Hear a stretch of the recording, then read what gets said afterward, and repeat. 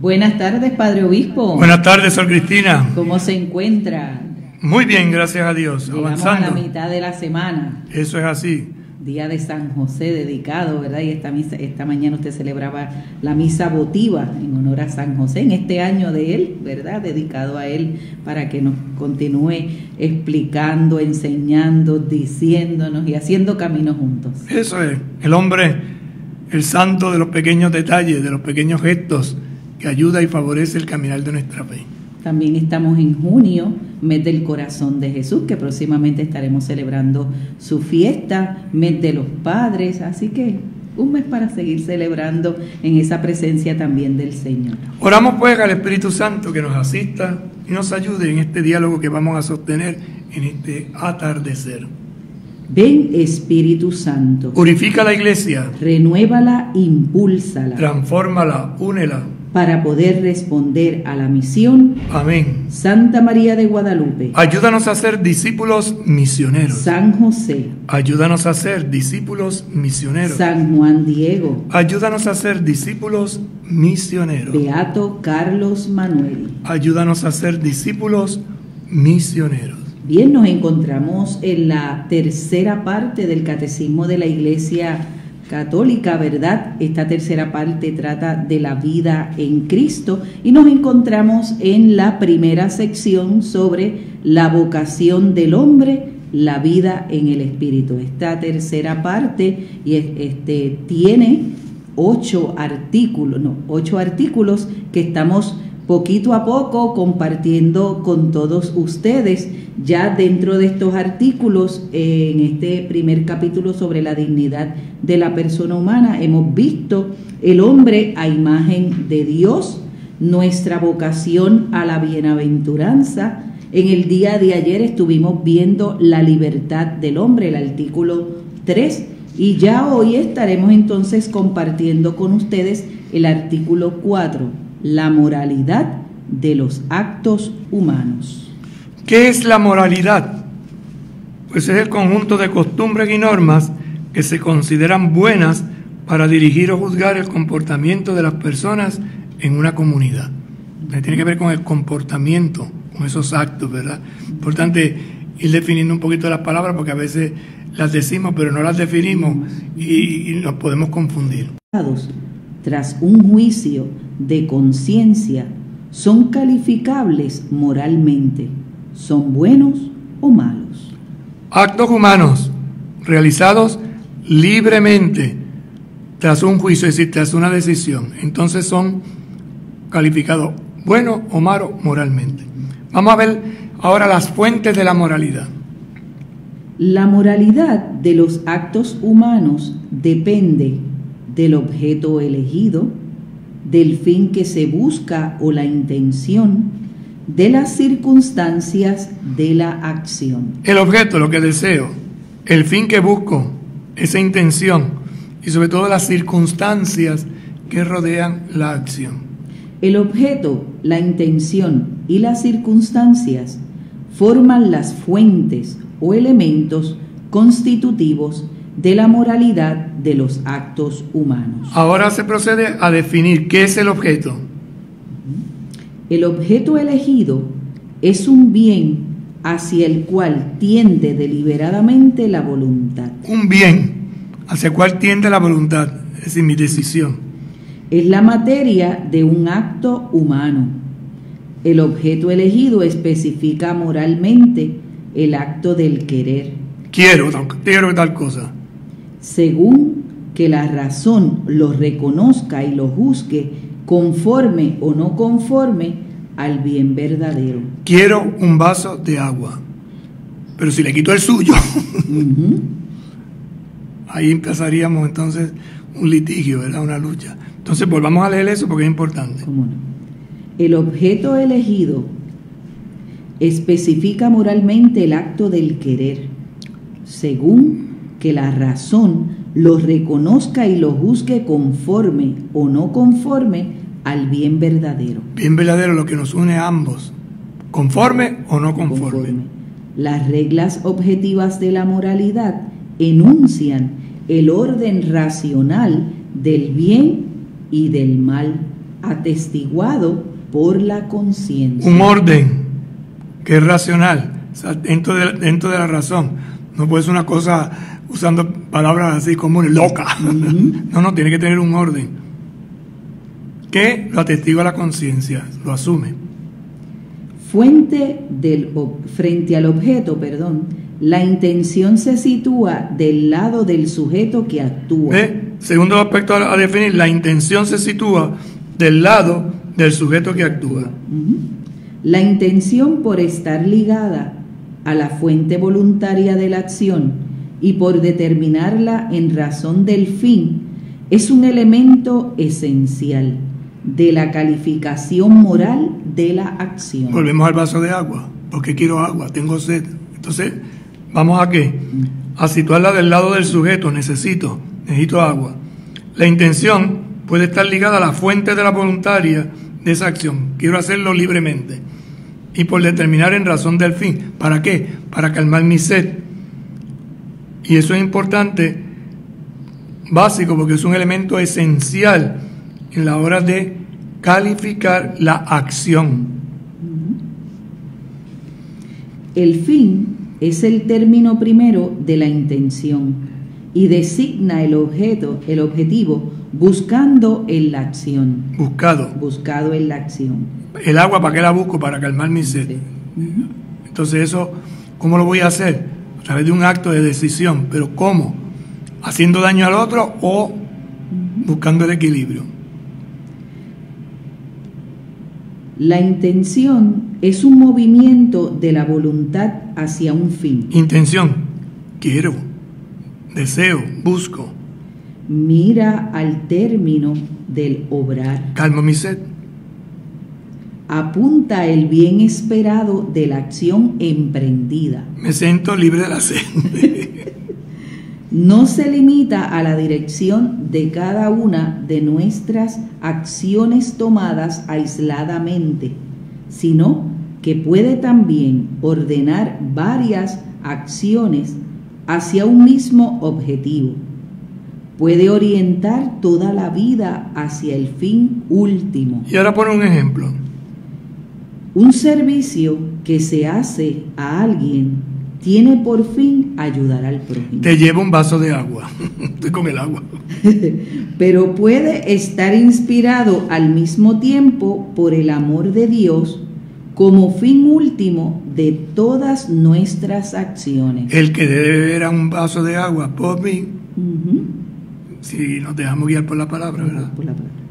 Una misma acción puede, pues, estar inspirada por varias intenciones, como hacer un servicio para obtener un favor o para satisfacer la vanidad. Le doy el vaso de agua buscando o por vanidad. Yo soy el que doy vasos de agua. El aguador. Una intención buena, por ejemplo, ayudar al prójimo, no hace ni bueno ni justo un comportamiento en sí mismo desordenado, como la mentira y la maledicencia. La mentira y la maledicencia es un acto desordenado, ¿verdad? Un comportamiento mal. El fin no justifica los medios. Esto es importante porque hoy por hoy en nuestra sociedad muchas veces se hace al revés. El fin, la ley moral nos dice, el fin no justifica los medios. El que yo quiera tener paz aquí no justifica que yo la mate a usted. Ah, porque como yo quería tener paz aquí, pues mato a Sor Cristina, que es la que me está dando el problema. No, eso no puede ser. O viceversa. Así, no se puede justificar la condena de un inocente como un medio legítimo para salvar al pueblo. Frase del Evangelio, ¿se acuerdan, Caifás? ¿Conviene que muera un hombre por el bien de...? No, no. Eso no es conveniencia. Eso no puede ser. Entonces, el fin no justifica los medios. Una frase que hay que estarla repitiendo de generación en generación, porque siempre surge como un brote que dice todo lo contrario. Por el contrario, una intención mala sobreañadida, como la vanagloria, convierte en malo un acto que de suyo puede ser bueno, como la limosna. Doy una limosna para salir en todos los periódicos. Tómenme una foto, por favor. Chis, chas. O sea, estoy buscando ¿qué? Reconocimiento, vanagloria. Que me salte, que me pongan en las primeras páginas de los periódicos. Y no el ayudar desinteresadamente. Las circunstancias comprendidas en ellas, las consecuencias, son los elementos secundarios de un acto moral. Contribuyen a agravar o a disminuir la bondad o la malicia moral de los actos humanos. Por ejemplo, la cantidad de dinero robado. En estos días tenemos un ejemplo práctico en las noticias. Tiene que ver con la educación. ¿He dicho nombre yo? No, pero ya saben. Puede también atenuar o aumentar la responsabilidad del que obra, como actuar por miedo a la muerte. Las circunstancias no pueden de suyo modificar la calidad moral de los actos. No pueden hacer ni buena ni justa una acción que de suyo es mala. ¿Ve? Si la acción de suyo es mala, no se puede ¿qué? Justificar. No se puede justificar. Y esto es lo que a veces en nuestra sociedad se juega. Cuando no se tiene una conciencia moral clara, cuando no se tienen unos valores bien definidos. Por eso necesitamos educar, sobre todo a las nuevas generaciones. Esto es un proceso educativo de maduración. Seguimos adelante. Los actos buenos y los actos malos. Vamos a ver a qué llamamos un acto bueno moralmente o a qué llamamos un acto malo. 1755. El acto moralmente bueno supone a la vez la bondad del objeto, del fin y de las circunstancias. Ya se explicó anteriormente lo que era, ¿verdad? Fin, objeto y circunstancia. Una finalidad mala corrompe la acción, aunque su objeto sea de suyo bueno, como orar y ayunar para ser visto por los hombres. O sea, yo voy a rezar para que todo el mundo me vea, me paro en una esquina, como dice el Evangelio, ¿no? O ayuno y pongo cara larga, así feliz. ¿Qué le pasa? Estoy ayunando. Entonces es un acto bueno, pero la intención, la finalidad es mala, porque está buscando el aplauso, el reconocimiento. Esto lo ponemos desde el punto de vista religioso, pero esto se da mucho en el ámbito social y político. El objeto de la elección puede por sí solo viciar el conjunto de todo el acto. El objeto de la elección, fíjate, puede viciar, corrompe todo, lo daña todo. Hay comportamientos concretos, como la fornicación, que siempre es un error elegirlos. ¿Qué es la fornicación? La realización de ciertos actos que tienen que ver con la sexualidad, que no están utilizados positivamente, sino para buscar un bien pasional, o un deleite, o una satisfacción que te encierra, ¿no? Porque su elección comporta un desorden de la voluntad, es decir, un mal moral. Cuando se fornica, ¿qué se está buscando? No la procreación, sino el deleite, el placer, el hacer daño a una persona, y a veces violentamente. Entonces, esto es interesante que lo veamos en su conjunto, porque destruye y hace daño. Es por tanto erróneo juzgar de la moralidad de los actos humanos considerando solo la intención que los inspira o las circunstancias, ambiente, presión social, coacción o necesidad de obrar, etcétera, que son su marco. Entonces hay que mirar el conjunto, no solamente un pedacito de la situación, sino el conjunto. Léalo otra vez porque es interesante este aspecto.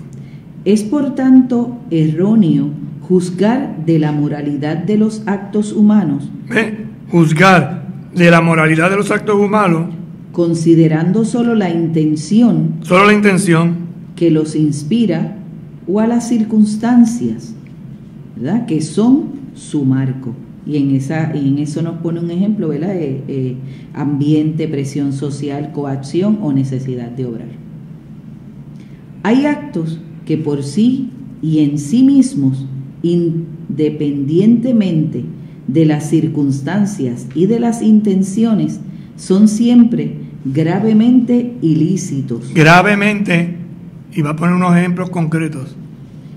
Por razón de su objeto. Por ejemplo, la blasfemia, que va en contra de Dios, y el perjurio. El perjurio, que es jurar diciendo una mentira. Entonces estás negando todo lo contrario, estás haciendo todo lo contrario para lo que están hechos. El homicidio y el adulterio. Ven, 4 aspectos bien definidos que clarifican. No está permitido hacer el mal para obtener un bien. Entonces miren el casito de las mentiritas piadosas, que no dejan de ser mentiras. Una mentira blanca, rosada. Es mentira, si es mentira, es mentira. Y esto es importante porque no está permitido hacer el mal para obtener un bien. Para tener tranquilidad en esta comunidad, vamos a matar a Sor Cristina. Ay, Dios mío, primero el agua y ahora a mí. O al Rubén, al obispo. Sí. Esto es interesante porque es que a veces lo pensamos de esta manera. Por eso la intención es importante. Nosotros tenemos que educarnos en la conciencia. Y como decía ahorita, ¿verdad? En el 1753, el fin no justifica los medios. El fin no justifica los medios, y hay gente que vive al revés. El medio justifica el fin. No, eso no se puede. Vamos entonces a hacer un resumen ahora, ¿verdad?, de esto que hemos compartido, de este artículo 4, la moralidad de los actos humanos, fuentes de la moralidad y los actos buenos y los actos malos. El objeto, la intención y las circunstancias constituyen las 3 fuentes de la moralidad de los actos humanos. Objeto, intención y circunstancia. Eso constituye las 3 fuentes. El objeto elegido especifica moralmente el acto de la voluntad según que la razón lo reconozca y lo juzgue bueno o malo. El objeto elegido, el agua. Especifica el acto de la voluntad, que según la razón lo reconozca y lo juzgue bueno o malo. No se puede justificar una acción mala por el hecho de que la intención sea buena. Vamos a tener paz en este barrio si matamos a X. El fin no justifica los medios. El fin no justifica los medios. Incluso matar a un perro porque ladra. Ay, que vamos a tener tranquilidad, vamos a matarlo. Me voy a dar un extremo, ¿no?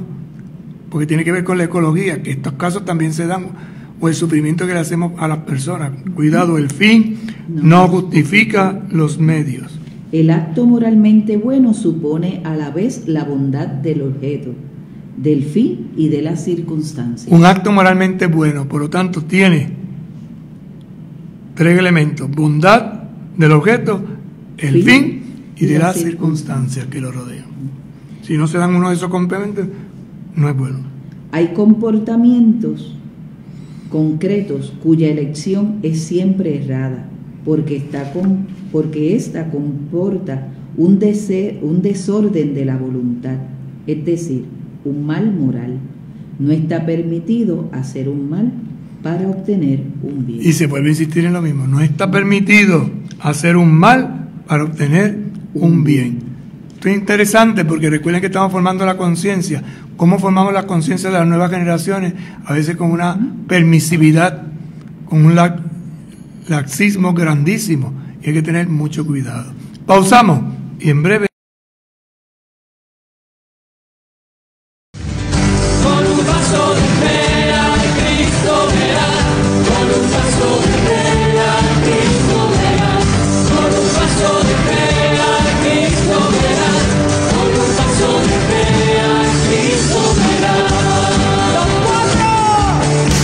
Somos tu emisora favorita. Católica Radio. Católica Radio. Católica Radio. Católica Radio. Católica Radio. Con el radio prendido con Católica Radio.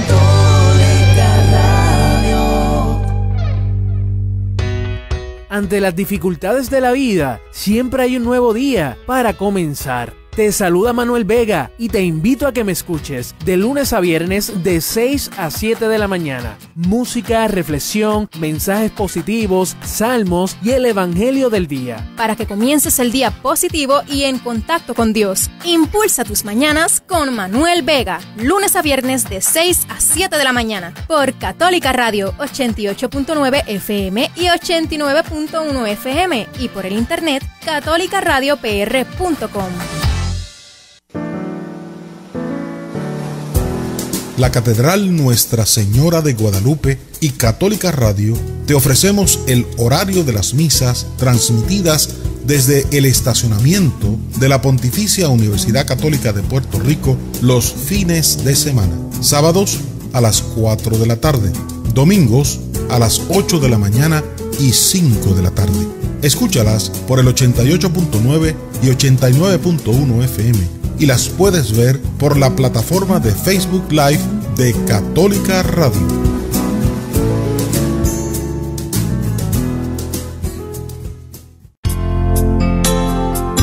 Católica Radio y Nueva Senda te invitan a que escuches el programa Una Mirada de Esperanza con el diácono Jorge Almodóvar Capielo, un programa donde podrás compartir tus emociones para recibir apoyo, fortaleciendo la esperanza. Una Mirada de Esperanza, todos los miércoles a las 10 de la mañana por Facebook Live y por Católica Radio 88.9 y el 89.1 FM. Puedes creer, puedes soñar. Alas, aquí está tu libertad. Somos tu emisora favorita. Católica Radio. Católica Radio. Católica Radio. Católica Radio. Católica Radio. Con el radio prendido con Católica Radio. Con un paso de fe a Cristo verás. Con un paso de fe a Cristo verás. Con un paso de fe a Cristo verás. Con un paso de fe a Cristo verás. ¡Los cuatro!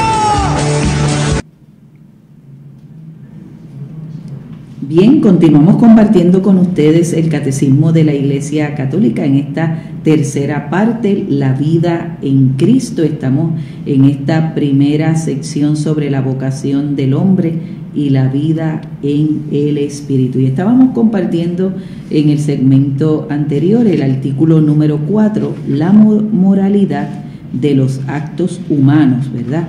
La libertad hace del hombre un sujeto moral. Cuando actúa de manera deliberada, el hombre es, por así decirlo, el padre de sus actos.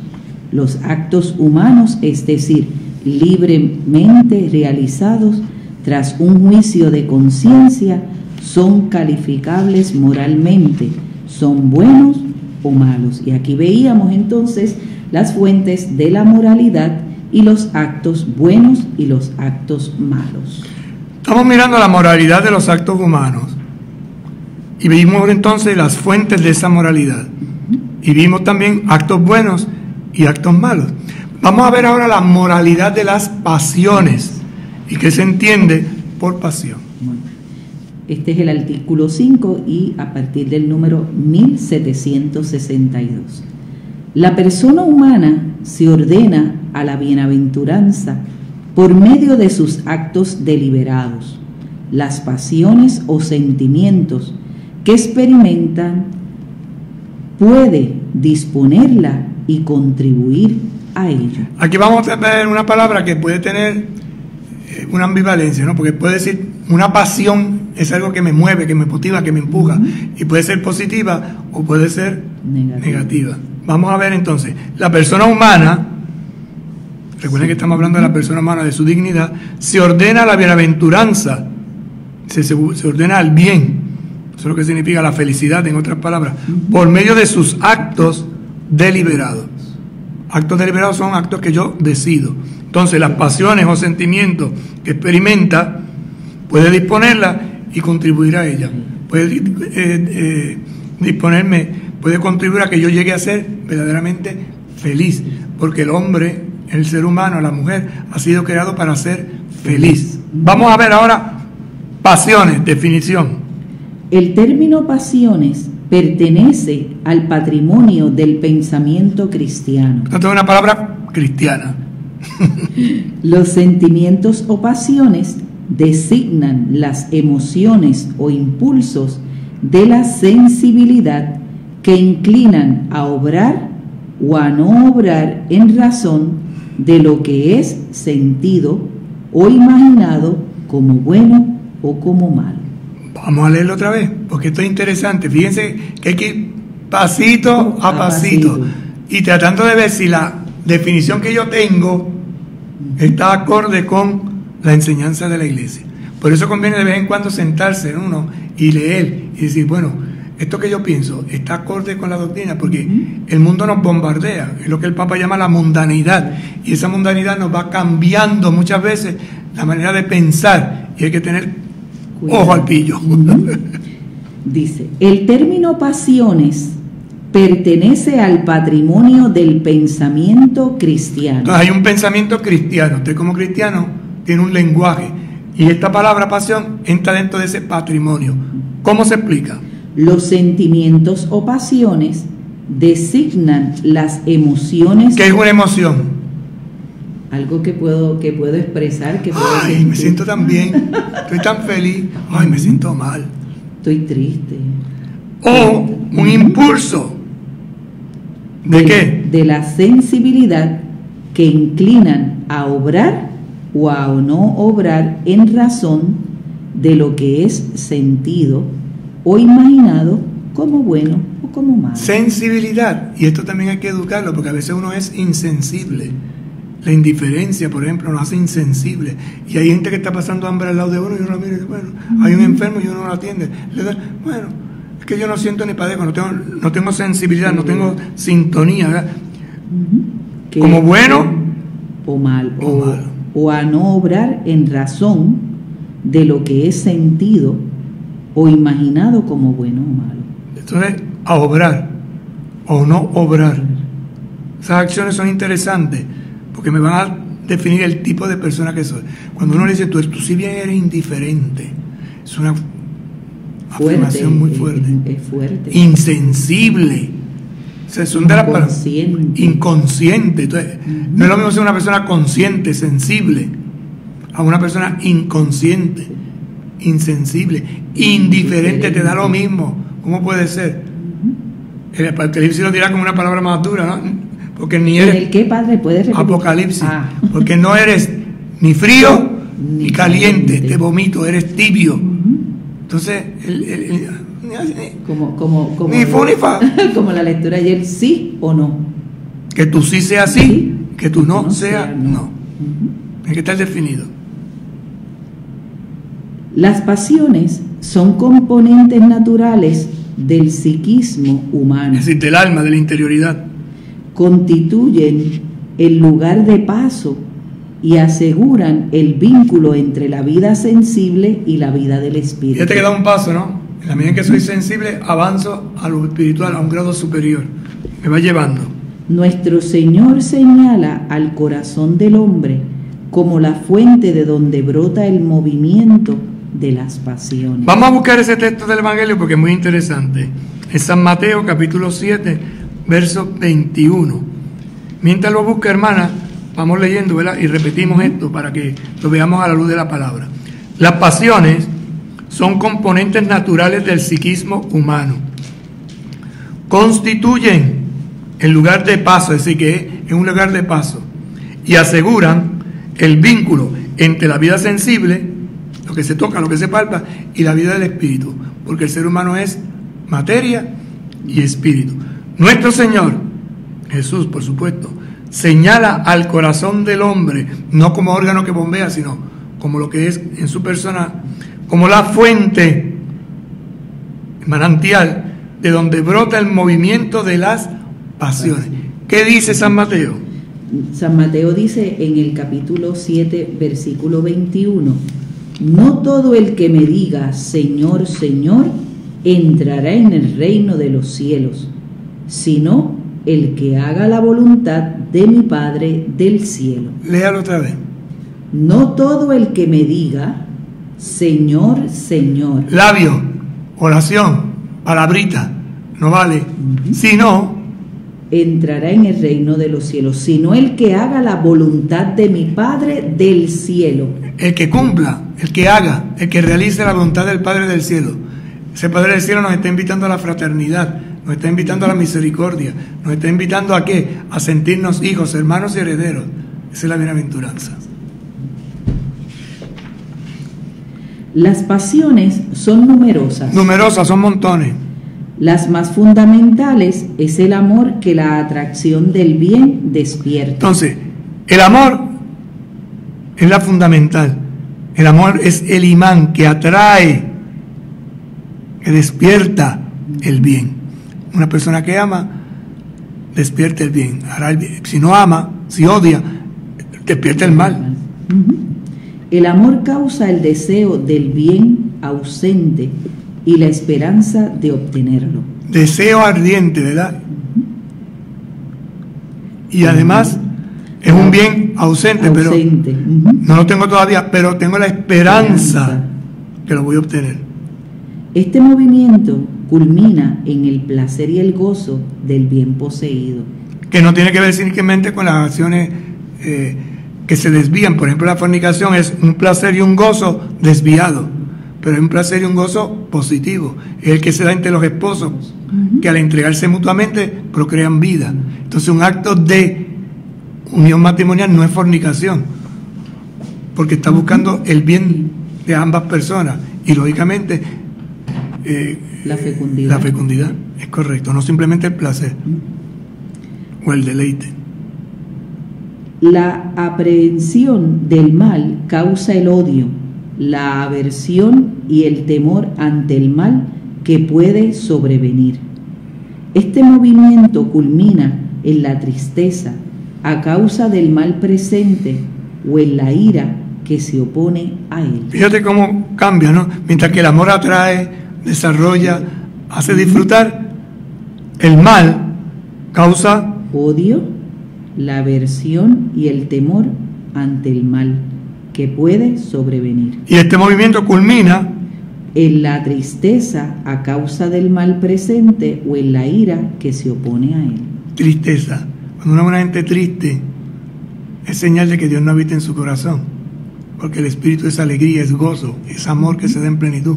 Esto no quiere decir que no sufra, que no pase momentos difíciles, pero hay una alegría.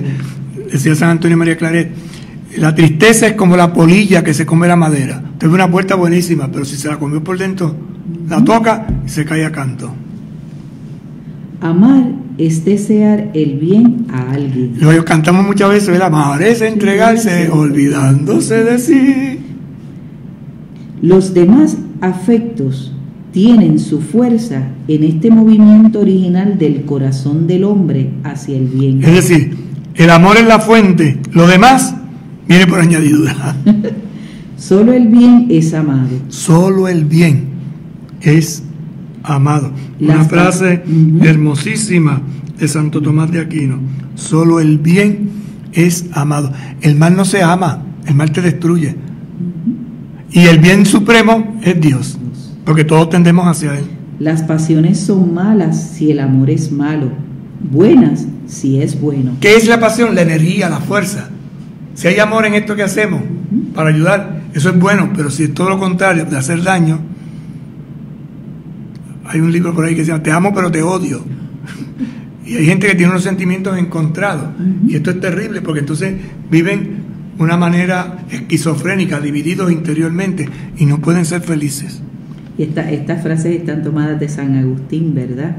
Esa lucha interna que tuvo este hombre de unas pasiones, pero cómo descubrió, ¿verdad? Y cómo esa frase tan hermosa de él, ¿verdad? Tarde te amé, pero te descubrí, ¿verdad? Te pude comprender tan cerca y tan lejos de mí, pero todo lo que estaba a mi alrededor lo veía más grande que tú mismo. Y entonces lo vemos en estas confesiones de San Agustín. Hasta que él encuentra el sumo bien. Tarde te amé, hermosura sin igual. Tarde, pero te amé. Y donde encuentra esa pasión en la presencia de Dios vivo. Eso es así. Pasiones y vida moral. Damos un paso, ya hablamos de las pasiones, ahora vamos a ver las pasiones y la vida, pero la vida moral. 1767. En sí mismas, las pasiones no son buenas ni malas. ¿Ve? Las pasiones ni son buenas ni son malas. Vamos a ver qué es lo que hace que sea buena o sea mala. Solo reciben calificación moral en la medida en que dependen de la razón y de la voluntad. La decisión que tú tomas, si te dejas arrastrar por tus pasiones negativas o tus pasiones positivas. Las pasiones se llaman voluntarias, o porque están ordenadas por la voluntad, o porque la voluntad no se opone a ellas. Voluntarias, de voluntad de decisión. ¿Cómo, no? Me gusta, qué sé yo, pintar. Tengo una pasión por la pintura. Pues eso es positivo. O tengo una pasión por los carros. Ahora, si te vas al extremo de comprar carros, entonces los extremos siempre hacen daño. Pertenece a la perfección del bien moral o humano el que las pasiones estén reguladas por la razón. ¿Qué le da el equilibrio? La razón. Y esa razón te lleva a una decisión. Por eso hay que pedir sabiduría, que es don de Dios, para que la voluntad sea recta, tenga recta intención, y en esa recta intención actúe positivamente. Los sentimientos más profundos no deciden ni la moralidad ni la santidad de las personas. De que yo sienta algo, eso no me define. ¿Qué es lo que define? Son el depósito inagotable de las imágenes y de las afecciones en que se expresa la vida moral. Ahora vamos a ver. Entonces esto es como un depósito, están ahí. Pero, ¿cómo sabemos?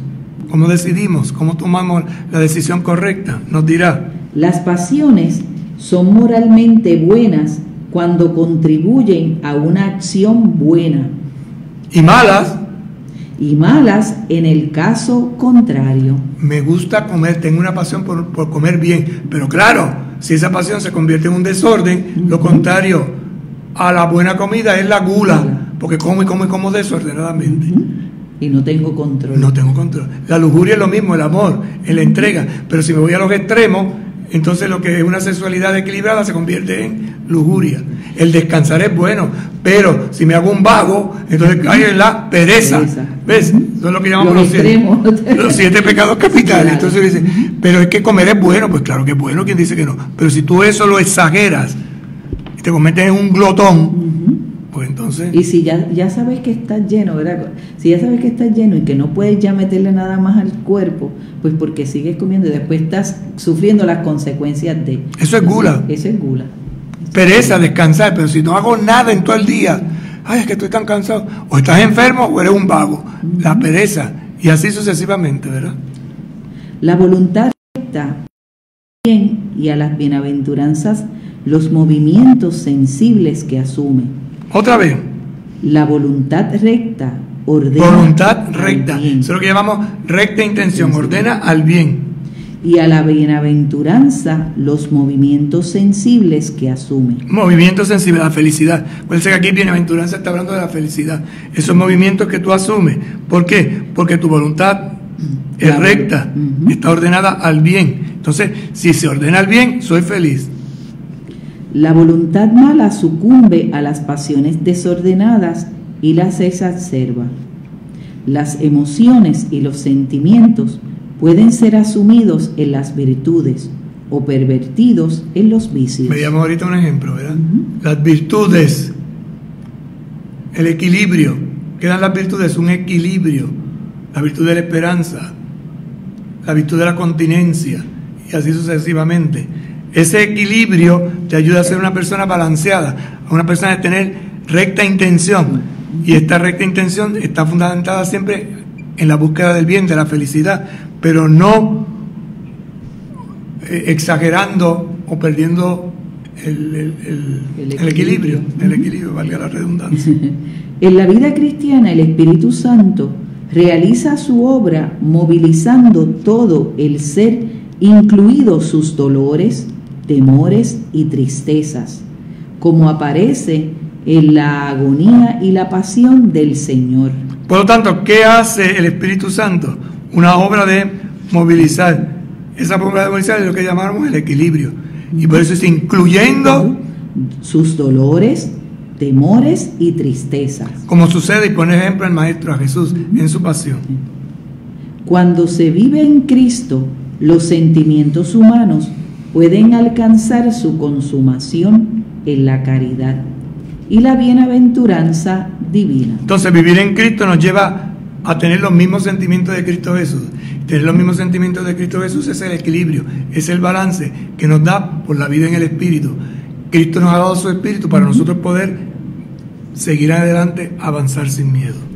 La perfección moral consiste en que el hombre no sea movido al bien solo por su voluntad. Un voluntarismo, la fuerza, sino también por su apetito sensible, según estas palabras del Salmo: mi corazón y mi carne gritan de alegría hacia el Dios vivo. El apetito, es decir, el hambre, el sentir hambre de Dios, no simplemente por una voluntad, lo tengo que hacer, no, eso no funciona así. Es una apertura, es una acción que va en movimiento, que la guía, la sostiene y la orienta el Espíritu Santo. Por eso hay que pedirlo. Y esa voluntad, ¿verdad? Muchas veces uno también tiene que saber entender esto, porque a veces podemos decir, es que la voluntad de Dios, ¿es la voluntad de Dios o es mi voluntad? Por eso volvemos a lo mismo. ¿Cuál es la recta intención? ¿Cómo sé yo que tengo recta intención? Iluminando por la palabra. ¿Cómo sé yo que tengo recta intención? Consultando a alguien que me pueda orientar. Esa es la misión de los ministros de la iglesia, orientar. Incluso de los profesionales de la salud. Porque a veces hay cosas que se nos escapan y queremos resolver todo, perdonen. Quizás pueda sonar un poco exagerado, ¿no? Pero hay gente que piensa que rezando Ave María y Padre Nuestro para resolver ciertos problemas. El Ave María y el Padre Nuestro es una oración, es una herramienta, pero hay cosas que hay que resolverlas de una manera equilibrada, en un discernimiento. Y ese discernimiento te lleva a ver lo que usted decía hace un momento, si es voluntad de Dios. ¿Cómo sé yo que es voluntad de Dios? Porque me lleva al bien, porque me da felicidad, me hace sentir tranquilo, aunque sufra, aunque pase momentos difíciles, pero hay un balance en mi vida. Si me voy al extremo y mirando todo el conjunto, busco un fin, pero ¿y los medios que estoy utilizando? Porque el fin no justifica los medios. Y hay que tener cuidado, porque a veces nos dejamos llevar de estas situaciones. Por eso, ¿verdad? Como decía esta parte final, sino también por su apetito sensible, según estas palabras del Salmo, mi corazón y mi carne gritan de alegría hacia el Dios vivo. No está permitido hacer un mal para obtener un bien. Importantísimo. El fin no justifica los medios. Un acto moralmente bueno supone a la vez la bondad del objeto, del fin y de la circunstancia. Ahí tienes el discernimiento. Y eso lo tienes que hacer a la luz de la palabra, a la luz de un consejo. Al final uno toma la decisión. Pero si no me lleva a mí al equilibrio, a la bondad, al balance, sobre todo en las relaciones con otras personas, eso no es correcto hacerlo. O es correcto hacerlo. Todo va a depender, ¿verdad? Y ahí entra también, Padre, la parte de la conciencia, porque la conciencia muchas veces nos indica a nosotros, nos va dando como esos tips, y uno va en ese caminar, puede ir descubriendo, mira, yo creo que esto no es conveniente en este momento, que a lo mejor más adelante, y la conciencia sigue ahí, pero entonces quieres tú también tu voluntad, entonces entras en este conflicto, el angelito y el diablito que a veces uno tiene, pero sí, hazlo de esta manera. Entonces es un discernimiento, es un caminar para ir descubriendo esa voluntad. Señal curiosa es cuando uno, perdone la expresión, muy pueblerina, ¿no? Se emperra, se obstina, se empeña negativamente, porque hay empeños que son positivos, pero cuando uno se cierra y no escucha razones y empieza a gritar, eso no es de Dios. Eso no puede ser, no puede ser, no va por ahí el asunto. En resumen, ¿verdad?, de este quinto artículo, el término pasiones designa los afectos y los sentimientos. Por medio de sus emociones, el hombre intuye lo bueno y lo malo. Leemos otra vez. El término pasiones, ¿qué designa? Los afectos y los sentimientos. Sí, que pasiones son afectos y sentimientos. Por medio de sus emociones, el hombre intuye lo bueno y lo malo. Intuye. Eso es lo que usted dice, esa vocecita, ¿no? Intuye. Hay algo interior que me está diciendo, por aquí debo de ir, o me dice, por aquí no debo de ir. Cuando dudo, busco orientación, desde la palabra de Dios, desde la oración, o un diálogo con una persona. Y uno se da el compás de espera. Hay un refrán muy de pueblo también, ¿verdad? En río revuelto no se cambia de montura. ¿A qué se refiere eso? Que antes, la gente que venía a caballo, cuando iba a cambiar la montura, lo hacía en el río. ¿Por qué? Porque ahí los caballos estaban tranquilos, bebían el agua, entonces aprovechaba el jinete y cambiaba. Pero si el río estaba revuelto, uno no se podía cambiar de caballo, porque el caballo se asustaba y te tiraba al río.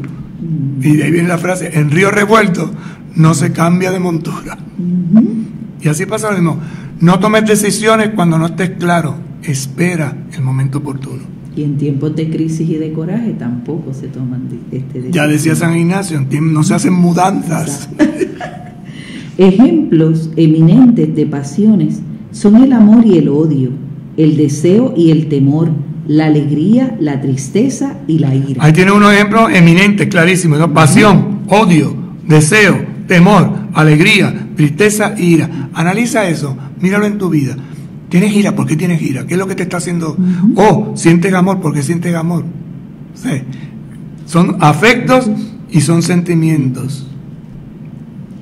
En las pasiones, en cuanto a impulsos de la sensibilidad, no hay ni bien ni mal moral. En la sensibilidad, lo que yo siento, ¿verdad? Ni bien ni mal. Estará en la intención. Pero según dependan o no de la razón, la razón de la decisión mía o la voluntad, hay en ellas bien o mal moral. Si me lleva al bien o me lleva al mal. Ese es el termómetro. Las emociones y los sentimientos pueden ser asumidos por las virtudes. Asumidos las emociones por virtudes. Ya veremos más adelante que se habla de virtudes. O pervertidos en los vicios. Extremos, ¿verdad? Volvemos a la comida. Comer es bueno, pero si está pervertido me convierte en gula. Es una exageración. La perfección del bien moral consiste en que el hombre no sea movido al bien solo por su voluntad, sino también por su corazón. Porque sería un voluntarismo, y una persona sería solo de voluntad, es muy cerebral, es muy fría. Hay que ponerle corazón, emoción. Algo que el Papa habla mucho, ¿verdad? No te dejes llevar solo de la cabeza, hay que usar la cabeza. No te dejes llevar tanto del corazón, las emociones, el equilibrio, el balance. Y como dice Santo Tomás, en el medio está la virtud. Se nos acabó el tiempo. Así mismo es. Vamos a pedir a San José esa gracia de la virtud, del equilibrio. Él, que dentro de esta historia aprendió a ser el segundo, el no protagonista de la película, pero haciendo lo que tenía que hacer y haciéndolo en pequeños detalles bien hecho. Enséñanos, José. ¿Cómo se es no protagonista? ¿Cómo se avanza sin pisotear? ¿Cómo se colabora sin imponer? ¿Cómo se ama sin reclamar? Dinos, José, ¿Cómo se vive siendo número 2? cómo se hacen cosas fenomenales desde un segundo puesto. Explícanos, José. Cómo se es grande sin exhibirse. ¿Cómo se lucha sin aplausos? Cómo se avanza sin publicidad. ¿Cómo se persevera y muere sin esperar un homenaje? San José, Ruega por nosotros. el Señor esté con ustedes. Y con tu espíritu. Les bendiga y les acompañe el buen Dios Todopoderoso, Padre, Hijo y Espíritu Santo. Amén. Hasta mañana, si Dios quiere. Buenas tardes.